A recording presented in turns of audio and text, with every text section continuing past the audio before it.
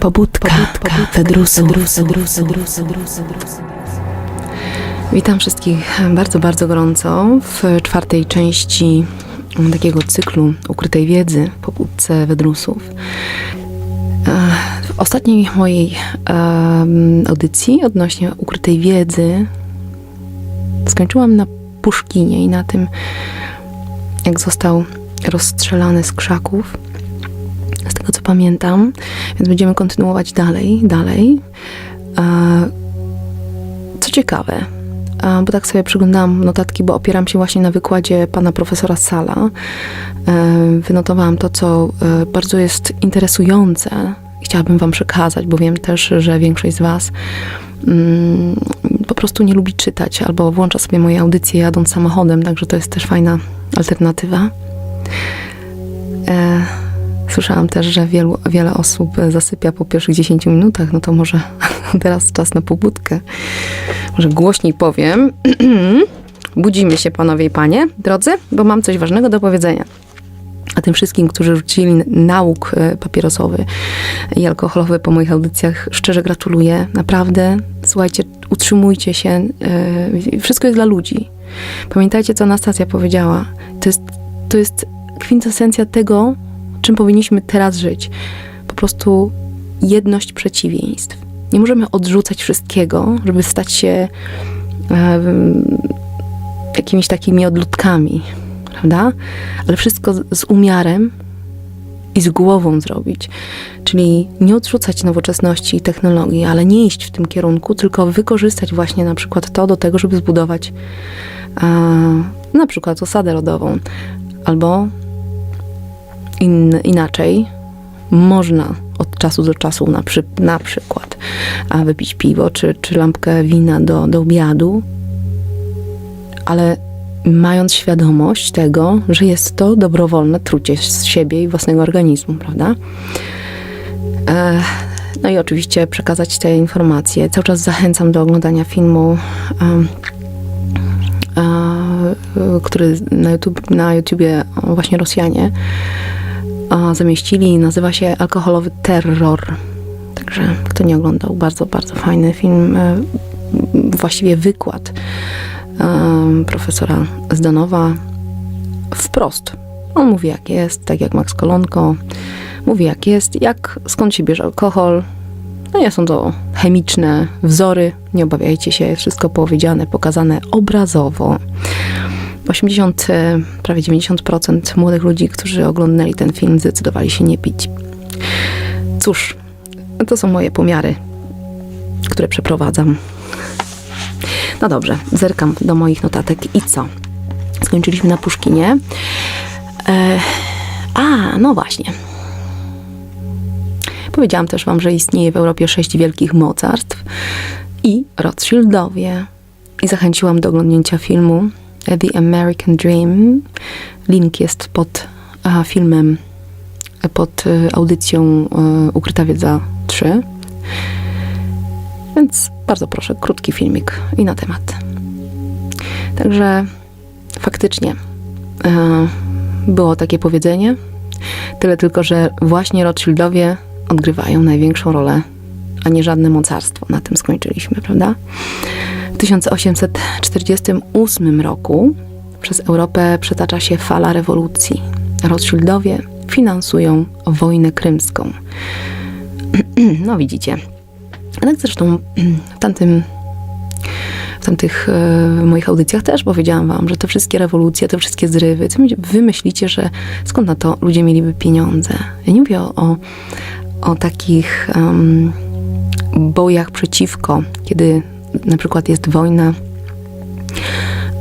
i ktoś jest przeciwko zabijaniu, wychodzi na ulicę, nie zabijać, nie mówię o takim czymś, mówię o zorganizowanej formie, która wychodzi na ulicę już z konkretnymi postulatami, już z zapasem finansowym jakimś, już z osobami, które są przygotowane do tego, żeby być liderami i do objęcia stanowiska na przykład w rządzie. To są ukartowane rzeczy. No właśnie. Czyli Rothschildowie finansują wojnę krymską z Rosją. Organizują Internacjonalizm. Kiedy Dostojewski napisał, że władcy Anglii przybyli z Izraela, zdarza się przypadek, w którym ogłasza, że Europa zginęła. Oto co napisał o problemie żydowskim w swojej rozprawie. Internacjonalizm celowo spowodował, żeby rewolucja żydowska zaczęła się w Rosji i rozpocznie się, ponieważ nie mamy właściwego oporu, obrony ani w rządzie, ani w społeczeństwie. Bunt zacznie się od ateizmu i grabieży wszelkich bogactw. Rozpocznie się obalanie religii, burzenie świątyń i przekształcanie ich w więzienia i magazyny. Zaleją cały świat krwią. Żydzi doprowadzą do zguby Rosję i staną na czele anarchii. Przetoczy się straszna, niewyobrażalna rewolucja, która wstrząśnie wszystkimi mocarstwami i zmieni ich oblicze. Tak pisał Dostojewski. To zadziwiające, że wieszczy było wielu. Mieliśmy nawet pamiętny wers, w którym było o bohaterze nad bohatery, który miał numer 44. Znaczy można przypisać takie rzeczy. Wpadają. Tak.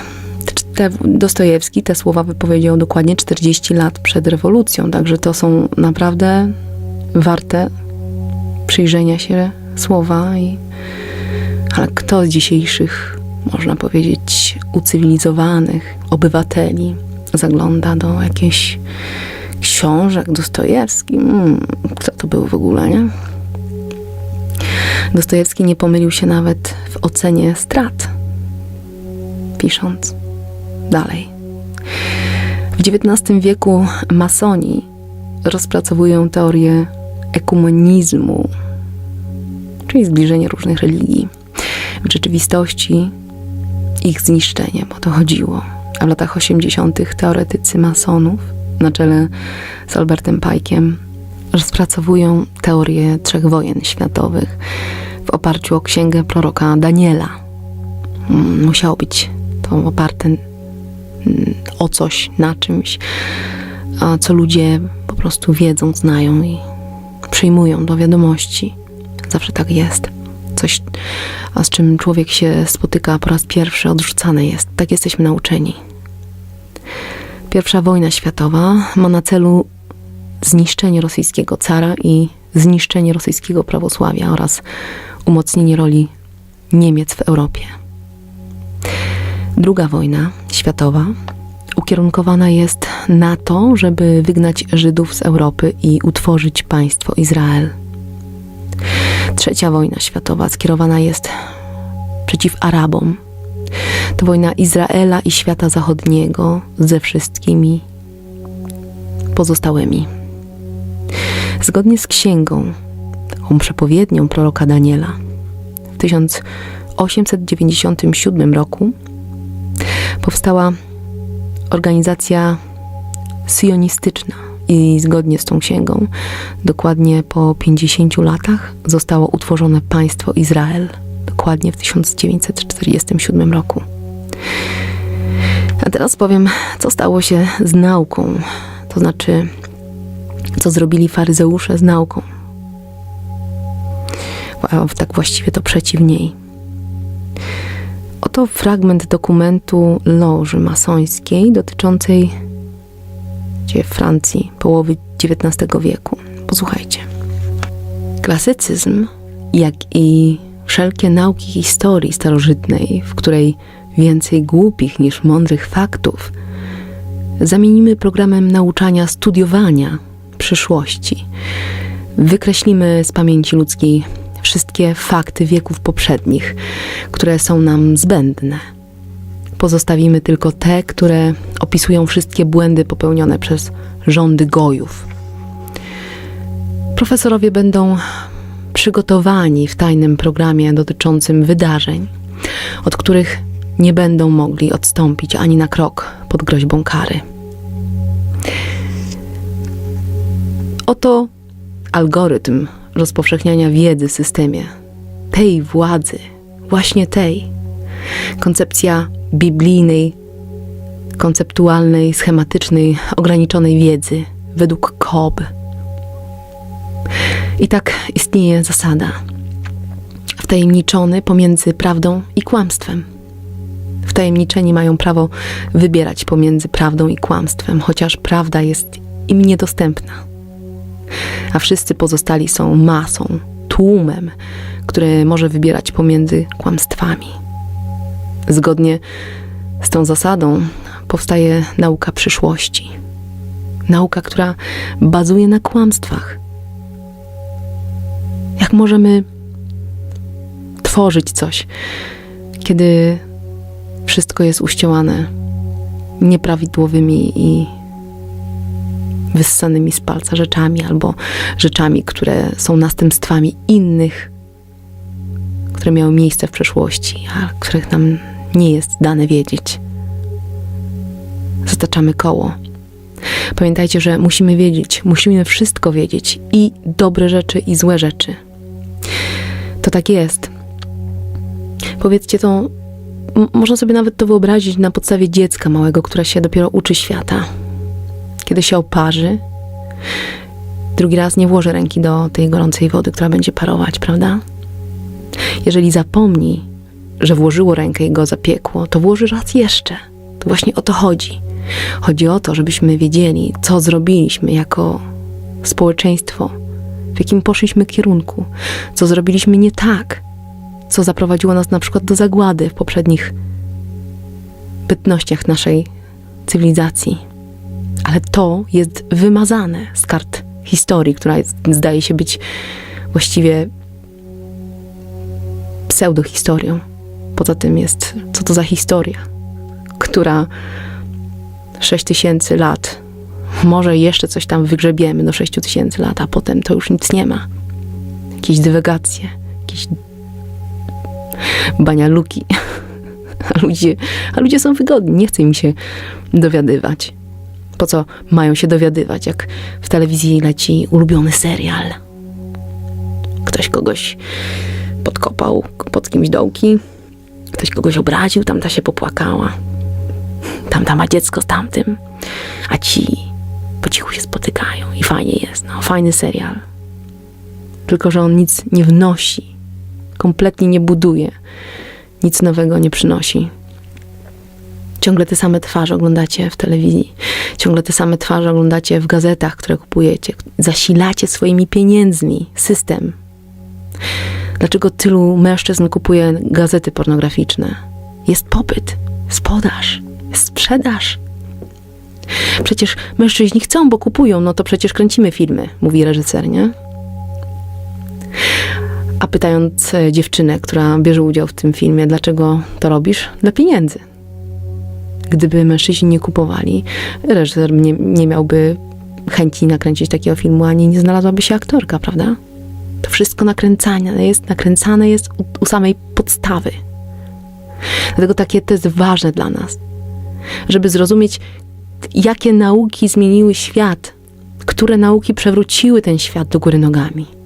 Ano są to 4, według Sala. Wspaniale to ujął. Marksizm, darwinizm, relatywizm i krytycyzm. Wszystkie teorie, o których tu mowa, powstały na zamówienie Rothschildów, którzy finansowali te programy. A celem ich było, jeżeli mówimy o marksizmie, usunięcie niewygodnych rządów. Darwinizm, umowność ewolucji, relatywizm, monetaryzm na rynku energetycznym i freudyzm, rewolucja seksualna. A czy wiecie, że Darwin pochodził z rodziny masońskiej, sam był masonem 33 stopnia? To znaczy, że był zaznajomiony z księgami o Atlantydzie i innymi z zakresu literatury ezoterycznej nawet. Także doskonale wiedział wiele o bogach i czasach starożytnych. A swoimi pracami przekreślał swoją dużą wiedzę zamówiona też, no ta teoria została zamówiona przecież, więc nie mogła być inna. A marksizm, Marx i Engels byli masonami satanistami. Założyli blok seksualnej loży masońskiej. A to o tym się też nie mówi. No, ciekawe by było, gdyby tak dodać to do książek z historii na przykład. A jaki miał stosunek Marx do proletariatu? Gardził nim. Wyobrażacie sobie? Gardził nim. Oczywiście. No, oczywistością jest to, że pisał oczywiście pracę o treści, w które sam nie wierzył. No ale tak jak jak wcześniej powiedziałam, można było żyć ideami takimi, a przedstawiać idee takie. Tylko to wszystko było, oni się uważali za wyższych, ponieważ wiedzieli więcej od ludzi, ponieważ wiedza, która została przekazywana przez masonów z pokolenia na pokolenia, właściwie wtajemniczani byli, prawda?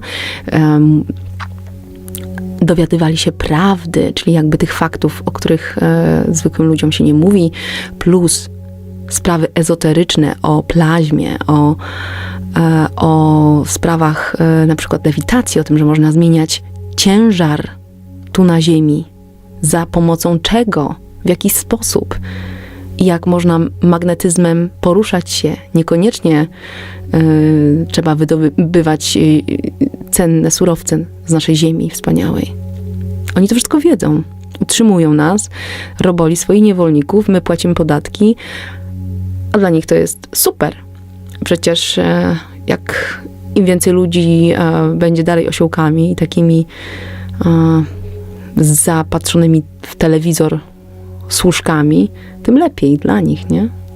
Tylko jak ktoś wyskoczy i chce coś innego zrobić, no to już jest, że trzeba się przyjrzeć tym osobom, bo tylko nie przewidzieli jednego, że nas jest bardzo dużo. I tak jak w Demon Kratos, gdzie czytałam też, tak jak napisał Maigret, Demon Kratos, dokładnie. Posłuchajcie sobie, opis demokracji jest świetnie ujęty. A wiecie, że Freud leczył z homoseksualizmu, a sam do końca swoich dni pozostał homoseksualnym? Ciekawe, nie? To jak on mógł wierzyć w to, co pisał? Po co Freudowi była rewolucja seksualna? To proste. Człowiek, który jest upośledzony seksualnie, nagle ma władzę, jest kimś, z kim się liczą. Ale czy można takiemu zaufać? Poza tym rewolucja seksualna pomniejsza rodzenie, przyrost naturalny. To fakt. To jest fakt. Ludzie myślą, że rewolucja seksualna to jest właśnie odwrotnie, że to jest wybuch, nagle dzieci się rodzą, nie wiadomo co. Nieprawda.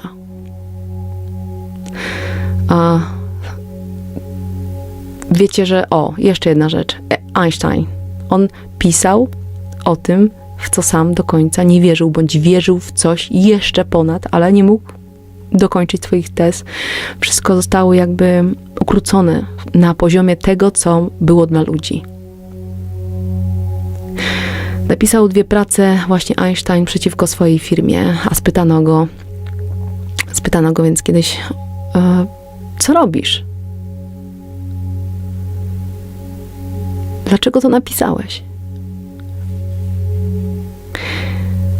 Odpowiedzi się nie doczekaliśmy do tej pory i nie doczekamy. A trochę na temat masonerii.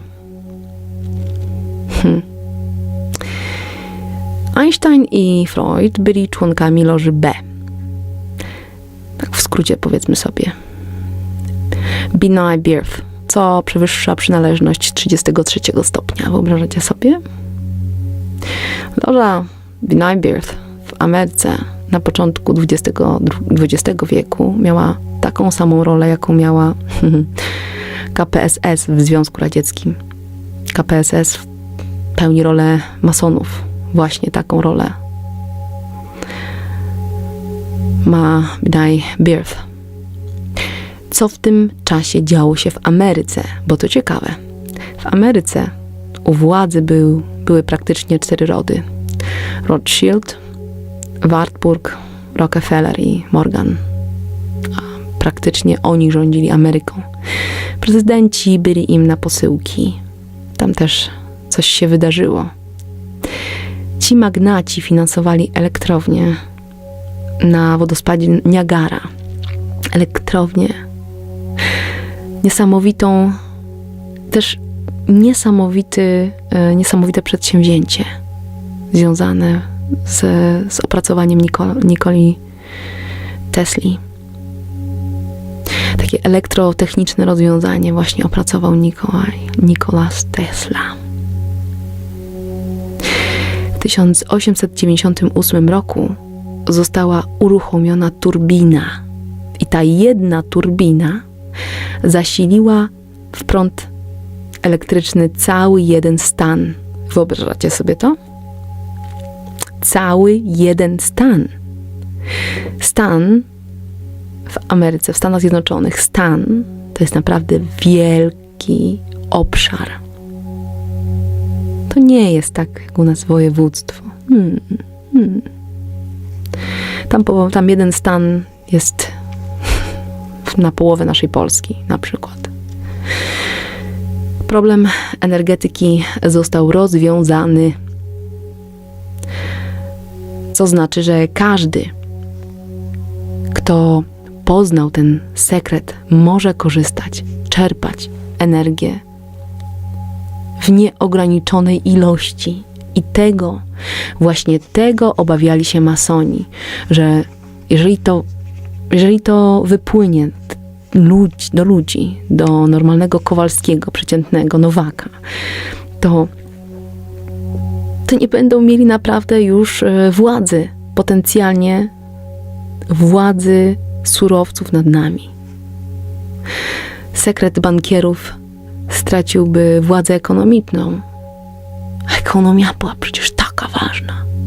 Dlatego Teslę zniszczono. Jeszcze jeden fakt zadziwiający jest. Na wspólną naradę rządu z bankierami przybywa młody milioner. Bernard Baruch, który w wystąpieniu swoim powiedział tak, zwracając się do Morganów. Jakiś Tesla chce pozbawić nas elektryczności? I jeśli tak dalej będzie, każdy będzie mógł sprzedawać energię elektryczną. Morgan go uspokaja i mówi, sytuacja jest pod kontrolą, nie martw się. Technologie Tesli zostają utajone, dlatego żeby się nie rozprzestrzeniły dalej. Powstają ataki osobiste, tworzą się opinie o niekompetencji. Skoro Tesla mówi, że energia otrzymuje się z eteru, teoria o istnieniu eteru zostaje utajniona. Nie ma eteru. Nie można otrzymać z niego energii. W jakiś sposób ujawniono zagadkę teorii względności. Na okładce pisma, które nazywało się Annały Fizyki, w którym to piśmie były opublikowane wspaniałe wywody, artykuły Einsteina. W skład redakcyjnego zespołu wchodzą między innymi Emil Wartburg, krewny bankiera Paula Wartburga. To jest właśnie tego jednego, właściwie rodzina przy Morganie, przy Rothschildach. Ta rodzina z tej wspaniałej czwórki, która rządziła Ameryką wówczas. Warto zastanowić się, za czyje pieniądze wydrukowano pełny artykuł w gazecie New York Times. Ja tak tu czytam, a Wartburg powinnam przeczytać. Zresztą nie wiadomo, czy sobie nazwisk też nie powymyślali. Natychmiast po opublikowaniu tego artykułu wyjaśnia się, że jest to projekt nie tylko amerykańskich, a międzynarodowych bankierów na czele z Rothschildem. Dalej wszystko potoczyło się prosto. Finansiści otrzymali instytuty, w których właśnie pracował Einstein. No niestety.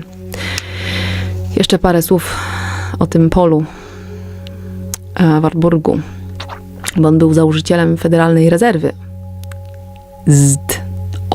I tu go mamy. To znaczy, że w przeciągu kilku lat władza na całym świecie i w Ameryce przechodzi w ręce kilku rodzinnych banków. Bo federalne rezerwy, Federalny Bank Stanów Zjednoczonych staje się ich własnością. Mogą oni drukować tyle dolarów, ile dusza sobie zapragnie. I nikt i nic nie powstrzyma ich. Autor koncepcji międzynarodowego rządu, główny finansista właściwie Japonii w wojnie przeciw Rosji i finansista przewrotu październikowego, syn Trockiego, finansista Hitlera, naczelny finansista Banku Rothschildów. To właśnie jest pan Paul Warburg. A teraz jak przebiegała rewolucja w Rosji? I już nie mamy żadnych pytań. Skąd się brały pieniądze na finansowanie tych różnych przewrotów? Skąd się brały pieniądze na finansowanie badań nad specjalnymi właśnie rzeczami, tak? Bo przecież przeciętny naukowiec, który był bez grosza, opracowywał, przecież za myślenie nikt nie płaci. Jeżeli ktoś ma przyspieszoną myśl, potrafi robić wspaniałe rzeczy, potrafi udowadniać różne wspaniałości zachodzące w naszym świecie, fizyczne, chemiczne, takie, które namacalne są, to przecież to wymaga czasu. Myśl wymaga czasu. Nie jest opłacalna przez coś, więc potem wpada w sidła ludzi, którzy zaczynają płacić mu za to, bo on musi z czegoś żyć, bo musi wykarmić rodzinę, bo musi sam doznaje też salonów, bo jest zapraszany tu i tam, musi się ubrać, więc wpada w sidła. Czuje, że będąc opłacanym jest winien coś. Musi pracować w tym kierunku. I już jest kupiona jego myśl. I już w innym kierunku niż poszłaby. Bądź też blokowane jest to, co chciałby przekazać. Tak padło wielu naukowców. Właśnie w takie sidła wpadło. No i wiemy, jak przebiegała rewolucja w Rosji. Trocki, Radek Zinowiew zostaje przyjęty do loży właśnie Binajbierw. Dostają tam instrukcje, jak złamać i pokonać carski reżim. Celem głównym jest zniszczenie prawosławia. Oni to urzeczywistniają cel Rothschildów, zniszczyć ród Romanowów. A dlaczego na dowodzącego ruchem proletariackim wyznaczono Lenina, a nie Trockiego? Przyczyna jest banalna, a niedawno ją odkryto. Takie rzeczy dzieją się w zgodzie z horoskopami. I taką diabelską robotę mógł wykonać tylko byk. Najbardziej odpowiednim kandydatem był Lenin. Podobnie jak i Hitler. Rewolucja w Rosji miała charakter żydowski, co nie jest tajemnicą, ale to, co działo się przez 20 lat po rewolucji, jest już tajemnicą. Generał Radionow odtajnił, i to kilka lat temu, pewne sprawy. Powstały szkoły czysto żydowskie, jak na przykład szkoła w Landau. Praktycznie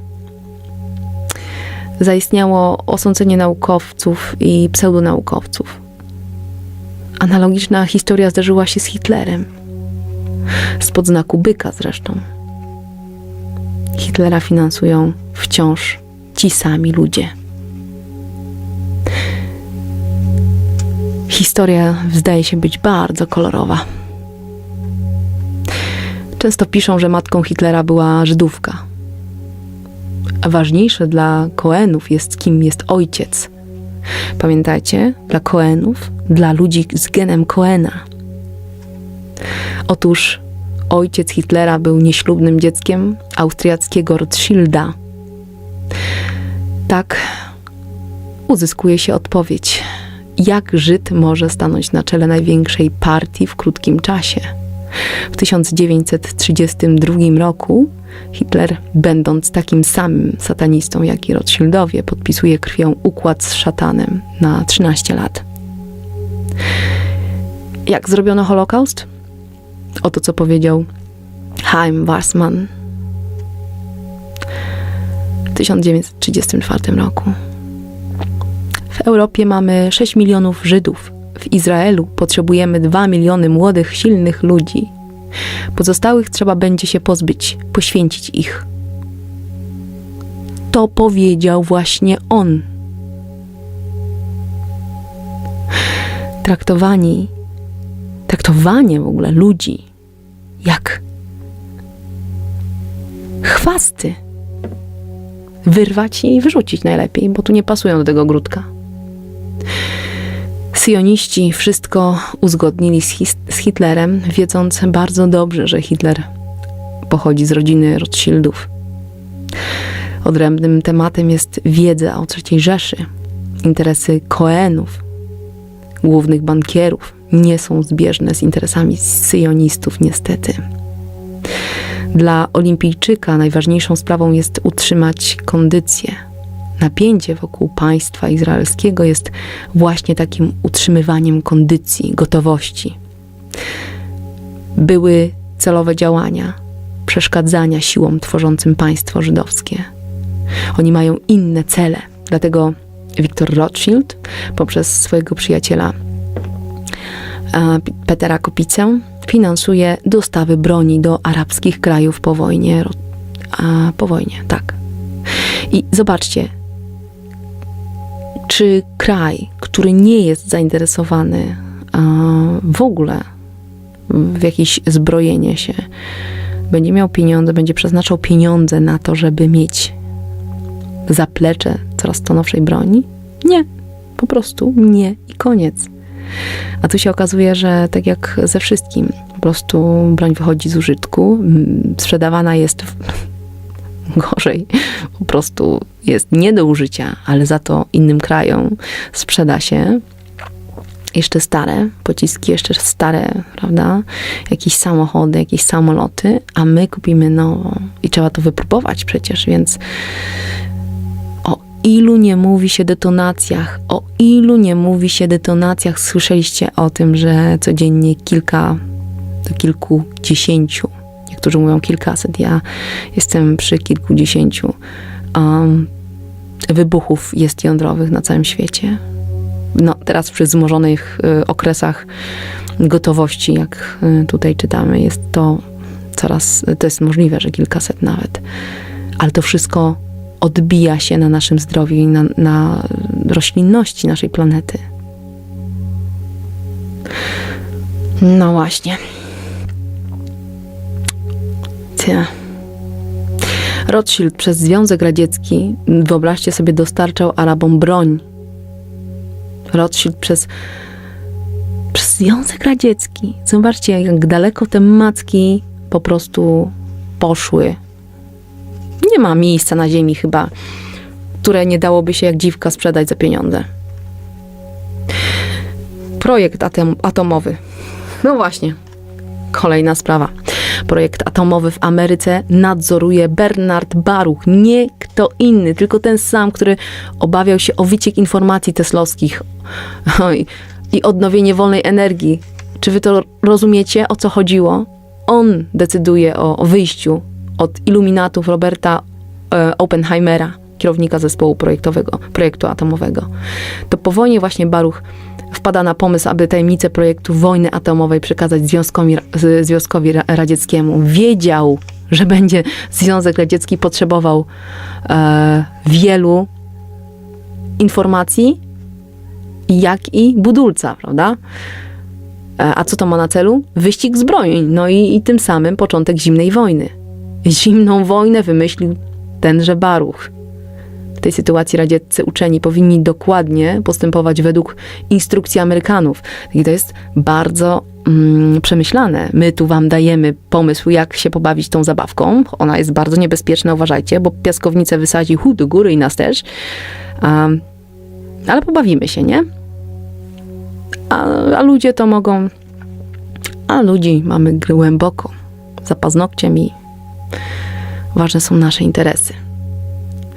I w żadnym wypadku nie mogą próbować ich wyprzedzać Rosjanie, tak? Amerykanie są takimi niedościgniętymi, którzy mają większą wiedzę.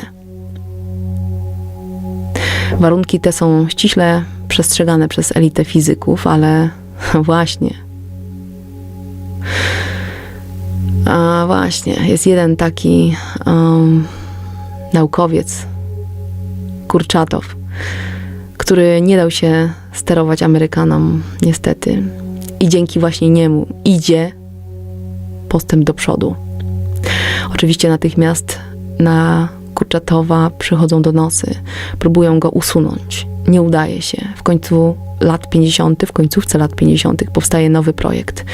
Fizyk Filimonienko odkrywa projekt wykorzystania nadmiaru energii. W rezultacie niskotemperaturowej syntezy. O takiej syntezie mówiła też Anastazja. Na bazie tego projektu Kurczatow zamierza stworzyć nową energetykę, a wspólnie z Korolowem nową kosmonautykę.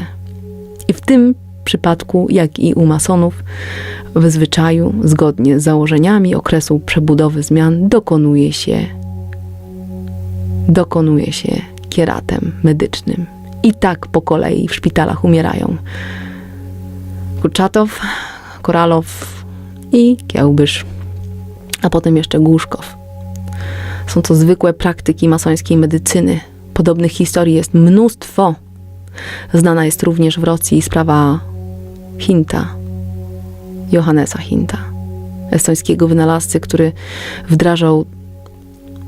wdrażał cegły silikacytowe. Szczerze powiem, że na ten temat chciałabym gdzieś poczytać, ale niestety nie wiem, czy zdobędę jakieś informacje, po czym przy pomocy dezintegratorów otrzymywał zupełnie niesamowite rzeczy. Jak wiadomo, został uwięziony i zmarł w więzieniu. Okazuje się, że zakaz stosowania technologii Hinta została zabroniona na Światowym Forum. Przez klub rzymski podległy Związkowi Zjednoczonych Władz Masonów. To samo zdarzyło się z produkcją diamentów. Można sobie wyprodukować diament. Jak? I z wieloma dziedzinami medycyny również. Wszystko jest blokowane. Już 20 lat temu znany był sposób produkcji metrowych diamentowych soczewek. Wszystko jest zakazane. A jak się robi? Tworzy naukę w Ameryce. W zasadzie wszystko jest jasne, bez masoństwa się nie obejdzie nijak, niestety. Oto zdjęcie zrobione w 1957 roku na satanistycznym zgromadzeniu w miasteczku Bohemian Grove. I widać przyszłego prezydenta Reagana, 1957 rok. Pamiętajcie. A po prawej stronie przyszłego prezydenta Nixona, a w centrum przemawia znany fizyk, Cyborg. Znakomity zresztą. Reagan i Nixon na zebraniu satanistycznym, no proszę. A wkrótce po tym zebraniu Cyborg zostaje mianowany na głównego szefa resortu atomowego w Ameryce. W taki sposób funkcjonuje w Ameryce nauka i polityka. Oto inne satanistyczne zjawisko. Proszę bardzo. Zdjęcie zrobione niedawno telefonem komórkowym. Po środku widać ogromny betonowy postument babilońskiej sowy. Na tym zgromadzeniu zbierają się najwięksi politycy współczesnego świata. Obowiązkowo uczestniczy prezydent Stanów Zjednoczonych, premierzy Anglii, wybitni senatorowie. Jest tam wyłącznie światowa elita. Podczas uroczystości spuszczają na wodę łódź z truchłem. Truchło to ciało zmarłego. Z truchłem Chrystusa podpalają i z głośnymi wrzaskami wołają, dziko wrzeszcząc: pal się, ukrzyżowany. I robią to ludzie, którzy rządzą światem. Łaj, normalnie zwierzęta. Ale ich czas się kończy. Dobrze wiedzieć po prostu, kim są. Oto prezydent Bush siedzi wśród swoich przyjaciół. No właśnie. Znak, 2 palce uniesione. Powitanie rogatego Boga. Bardzo często wykorzystywany. Oczywiście nam ucieka to, my w telewizji gdzieś tam zobaczymy w gazecie, ale oni się pławią.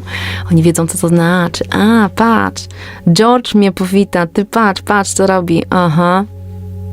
No, dobry chłopak, dobrze się spisał, pokazał to, no. Jeszcze jedna historia z USA, która miała miejsce w końcu lat 80. Zostały odkryte zjawiska zimnej jądrowej syntezy, a właściwie było to przypomnienie, właściwie powtórne odkrycie. Bo to nie było żadne odkrycie, słuchajcie. To było znane naszym przodkom już dawno. Szybko zrozumiano, że niebawem nie będzie już potrzebna ani ropa, ani węgiel. Był już opracowany program budowy samochodów z chłodną syntezą. Kiedy to się stało oczywiste, rozpętano dziką nagonkę, szkalując tamtych uczonych. Cała prasa pisała, że to są fałszywi uczeni, pseudouczeni, żule, którzy wyciągają od państwa pieniądze.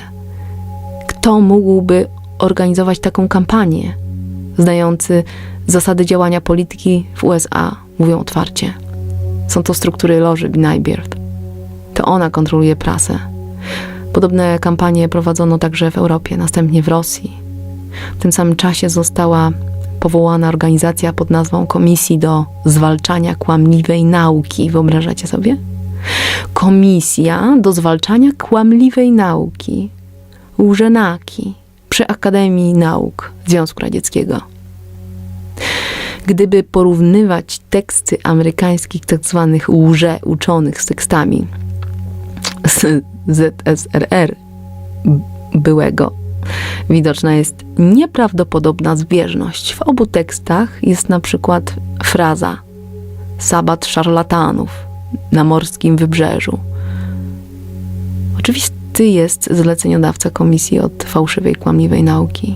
Można tylko dodać, że Eugene Mallow, redaktor naczelny pisma Nieskończona Energia w Ameryce, został zamordowany w swoim mieszkaniu. Miał wiele zadanych ran.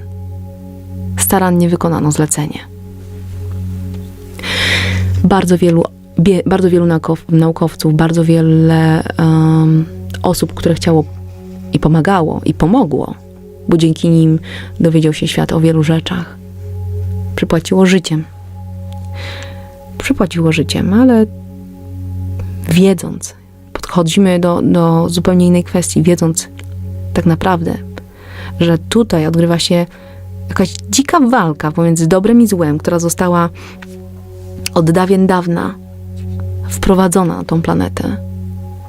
I wiemy tylko i wyłącznie, że my, mając wyobrażenie tego, jak wspaniale będziemy po śmierci rozwijać się jako energia i tak naprawdę jesteśmy cały czas tą energią, która nieprzerwalnie, nie ma czegoś takiego, że my po śmierci nagle utnie nam się świadomość, koniec świata i za chwilę jesteśmy kimś nowym. Nie, to jesteśmy cały czas taką energią. Nasza energia, nasze jestestwo, nasze zrozumienie, którym w tej chwili władamy, jest bardzo niewielkie w porównaniu z tym, czego doznamy po śmierci. I osoby, które odchodzą, które odeszły w tej wspaniałej wierze, w tej dobrej wierze, które miały tak wielką informację w sobie, one zrobiły bardzo dużo dobrego, ponieważ ludzie, którzy kontynuują ich myśl, albo mają te osoby w głowie, w sercu noszą, wspaniale doładowują ich myśl, która cały czas krąży i jest z nami poprzez to. Musicie sobie sprawę zdać z tego, że większość ludzi ogólnie myśli o tym, że po śmierci ktoś nas będzie osądzał. Po śmierci my połączymy się z boską istotą i będziemy czuć jednym boskim sercem dokładnie to, co czuję się będąc światłem, co czuję się będąc uczestnikiem wszechwiedzy. Jeżeli podczas mojego życia tu na ziemi byłem złym człowiekiem, w sensie takim, że byłem ciemnym, może tak powiem, byłem ciemnym, przeszkadzającym rozwijać się innym wspaniałym istotą, to sama albo sam będę siebie oceniał i ból, naturalny, fizyczny ból, który pojawi się po śmierci właśnie takiej osobie, a będzie zadośćuczynieniem własnych myśli.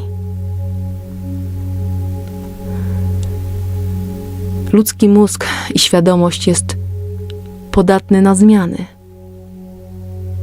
Zasiany tam chaos ułatwia niepostrzeżenie zamienić wartości, prawdę na kłamstwo. I musimy w te fałsze wierzyć, krok po kroku. Konsekwentnie zostaje wcielona, zafałszowana historia dziejów ludzkości, manipulowanej przez wybrańców.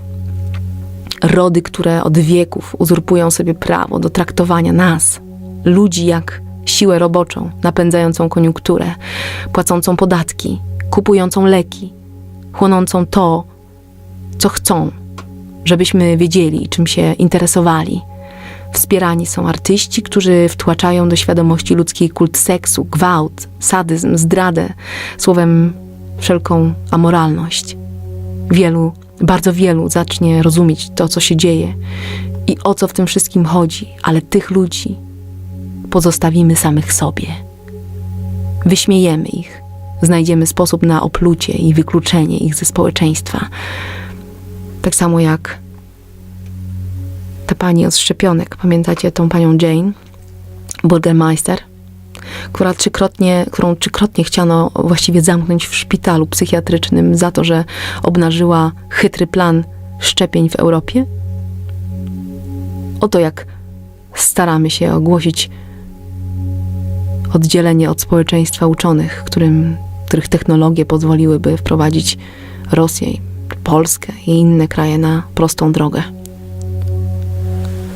Ale ludzie nie powinni być na tyle ciemni i ogłupieni, żeby nie widzieć, co jest kłamstwem, co jest prawdą.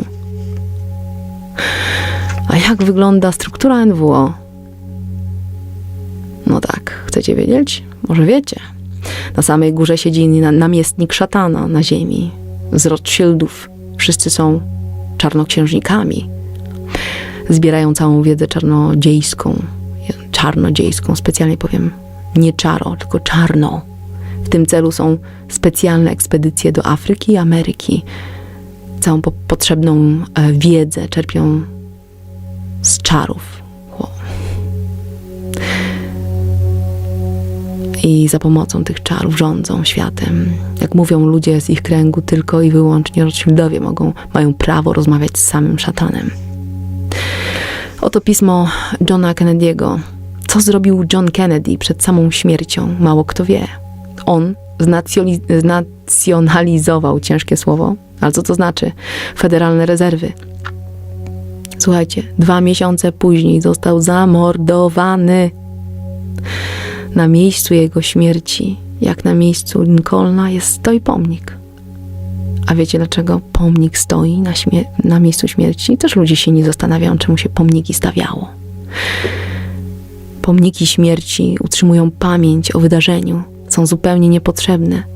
To jest celowe działanie, magiczne, utrzymywanie duszy na miejscu, energii na miejscu i przeszkadzanie jej we wzniesieniu. A w ten sposób masoni wiedzą, że to oni zamordowali go jako zdrajcę. Dodatkowo taki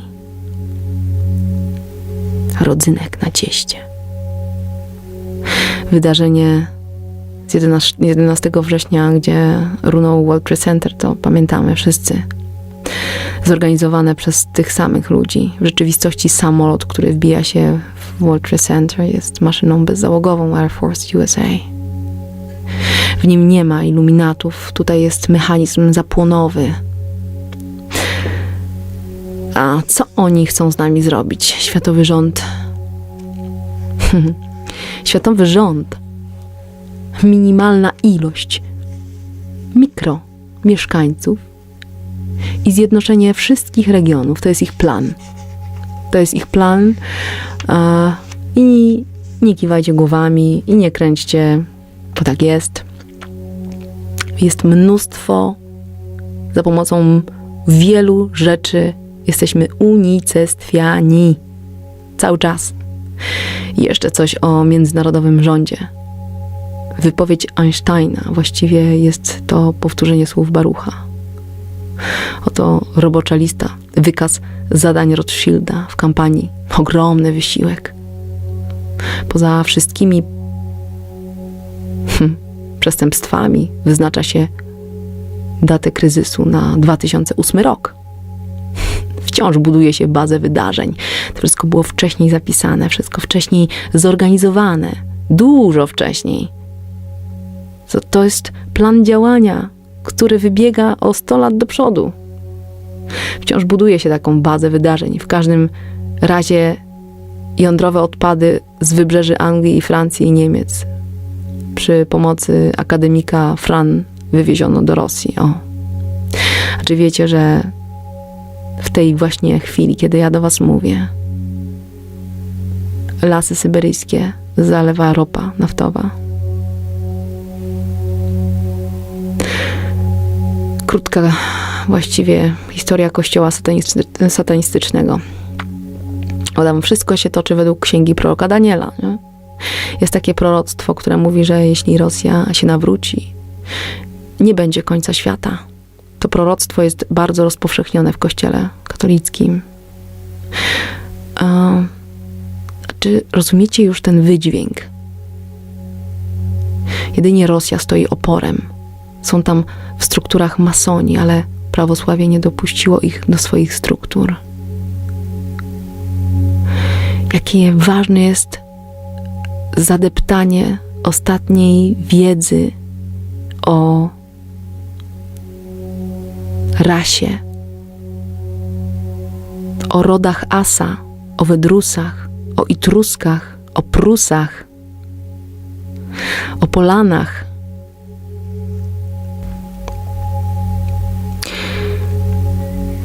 Zostawiam was teraz na przemyślenia. Każdy z was ma coś do dodania pewnie. Jeżeli do końca przesłuchałeś tej audycji, wysłuchałeś jej, to znaczy, że zależy ci na tym, żeby jednak ulepszyć ten świat w jakikolwiek sposób. I masz czyste serce. Bo poznajesz po prostu prawdę. Swoim uchem. Jesteś ciekawym człowiekiem. Ciekawym czy ciekawskim. Jedno oznacza co innego, drugie co innego. Nie jesteś biorobotem, szablonowym niewolnikiem demokracji. Jest taka książka winogradowa, nazywa się Proroctwa o końcu świata, którą możecie przeczytać. Potwierdza wiele z tego, o czym sobie tu powiedzieliśmy. Powiedział dr Sal na koniec. Co można powiedzieć na zakończenie?